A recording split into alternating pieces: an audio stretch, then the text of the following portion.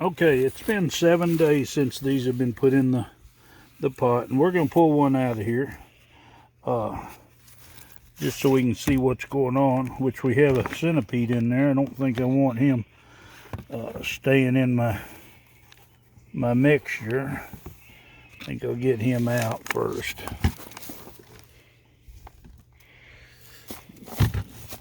Okay, now that we've got that taken care of, we're going to look and see what's happened with our tomato plant here after 7 days.